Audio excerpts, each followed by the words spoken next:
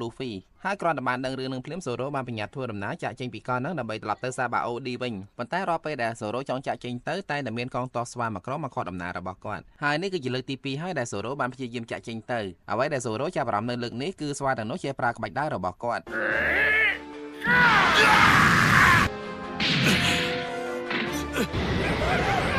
បន្ទាប់ពីប្រយុទ្ធគ្នាជាមួយស្វាទាំងនោះអស់មកស្ទុះមើលទៅ Zoro ទៅមិនរួចជាមួយពួកវាទេពេលនោះ Hawkeye បានបង្ហាញខ្លួនហើយស្វាទាំងនោះដូចជាខ្លាច Hawkeye ណាស់ Hawkeye ប្រាប់ Zoro ថាស្វាទាំងនោះមិនមែនស្វាធម្មតាទេគេហៅពួកវាថា Human Drill កាលពី7ឆ្នាំមុនមានសង្គ្រាមកើតឡើងនៅលើកោះហ្នឹងហើយស្វាអស់ហ្នឹងបានក្លំមើលកងទ័ពច្បាំងគ្នាយ៉ាងយកចិត្តទុកដាក់បន្តមកពេលសង្គ្រាមចប់ពួកវាក៏ចាប់ផ្ដើមចេះប្រើអាវុធដូចមនុស្សដែរពេលនោះ Hawkeye បានប្រាប់ឲ្យ Zoro ត្រឡប់ទៅព្យាបាលរបួសនៅកន្លែងគាត់សិនទៅចាំទៅប៉ុន្តែ Zoro រឹងក្បាលណាស់អត់ព្រមទេហើយក្រោយមកបន្តិចក៏ត្រូវបានក្រុមស្វាផ្ដួលបានជាលើកទី2ពេលនេះសូមងាកទៅមើល Sanji មួយផ្លែត Kuma បានបញ្ជូនគាត់ទៅនៅលើកោះមួយដែលជាទឹកដីរបស់ Ivan ឈ្មោះ Kamabaka កោះនោះពិសេសណាស់ព្រោះប្រជាជនសុទ្ធតែជាភេទទី3ជួនជាថ្ងៃនេះ Ivan បានត្រឡប់មកដល់ទឹកដីរបស់គាត់វិញហើយគ្រាន់តែបានលើឈ្មោះ Ivan ភ្លាម Sanji ដឹងផ្លែតថា Ivan នឹងហើយជាអ្នកជួយ Luffy កន្លងមកហើយគ្រាន់តែបានឃើញផ្ទាល់ភ្លាម Sanji បានលងជាមួយនឹងសម្រស់ដ៏សែន sexy របស់ Ivan Sanji ខំនិយាយប្រាប់ខ្លួនឯងដែរថាការដែល Ivan នៅលើកោះនេះមានន័យថាគាត់ក៏ជាភេទទី3ដែរប៉ុន្តែដល់ពេលរៀង Ivan ស្អាតពេកអញ្ចឹង Sanji ទ្រាំមិនបានទេនៅពេលនោះគង់តែ Sanji សួរ Ivan តាក់ទងជាមួយ Luffy តាន់គង់អី Ivan ចាក់អកមុនប្រែកាយ Sanji ឲ្យទៅជាភេទទី3បាត់ហើយ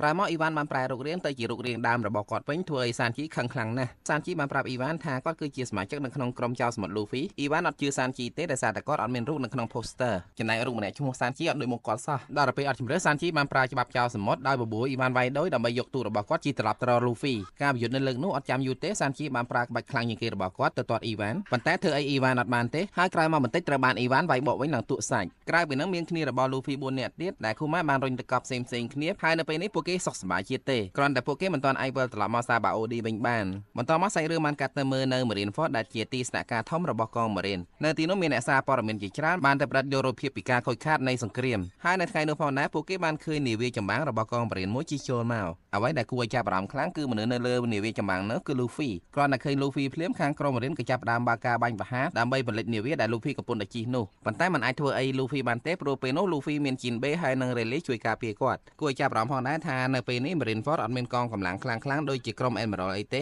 ដោយសារតែគ្មានអ្នកណានឹកស្មានដល់ទេថា Luffy ហ៊ានត្រឡប់ទៅវិញពេលឡើងទៅដល់លើគោក Luffy បានសម្រុកទៅរកជួងដ៏ធំមួយហើយក្រុមអ្នកកាសែតក៏បានរត់តាមពីក្រោយគាត់ផងដែរនៅពេលនោះ Luffy បានវាយជួងនោះឲ្យលាន់លើរំពងចំនួន16ដងដែលវាបង្កឲ្យមានការងឿងឆ្ងល់យ៉ាងខ្លាំងបន្តមក Luffy បានដើរយឺតសម្ដៅទៅកាន់ចលងមួយដែលមិនខ្វល់ពីកង Marine នៅទីនោះទេហើយពេលទៅដល់គាត់បានដកផ្កាមួយបាច់បោះចូលទៅក្នុងចលងនោះរួចបានដល់មួយដើម្បីសម្ដែងការគោរពវិញ្ញាណក្ខន្ធរបស់ Ace រួមជាមួយនឹងអ្នកដែលបានលះបង់ជីវិតនៅក្នុងសង្គ្រាមជាច្រើនអ្នកទៀតឃើញចឹងអ្នកកាសែតក៏បញ្ញាប់នាំគ្នារត់ទៅថតព្រោះវាគឺជារូបភាពដែលល្អបំផុតសម្រាប់ដាក់នៅលើទំព័រខាងមុខបន្ទាប់ពីចប់ការងារហើយ Luffy ក៏លោតផ្លោះក្រុមកង Marine ដើម្បីនាំគ្នាត្រឡប់ទៅវិញព័ត៌មានដែល Luffy ត្រឡប់ទៅកាន់ Marineford វិញហ្នឹងធ្វើឲ្យក្រុម Marine បាក់មុខខ្លាំងណាស់សូម្បីតែសមាជិកកម្ពុជារបស់រដ្ឋាភិបាលពិភពលោកដែលគេហៅថា Five Elders ក៏យករឿងហ្នឹងទៅពិភាក្សាគ្នាផងដែរបន្តមកសាច់រឿងបានកាត់ទៅមើល Sengoku មួយផ្លែតដែលនៅពេលនេះគាត់បានទៅជួបថ្នាក់លើរបស់គាត់ដើម្បីលាលែងចេញពីតំណែងហើយតាមរយៈការសន្ទនាគ្នារវាងពួកគាត់ទាំងពីរនាក់នៅពេលនោះយើងក៏បានដឹងថា Garp ដែលជាតារបស់ Luffy ក៏បានលាលែងចេញពីតំណែងរួចហើយផងដែរបន្តមកសាច់រឿងក៏បានវៀងទៅមើល Kobe មួយផ្លែតទៀត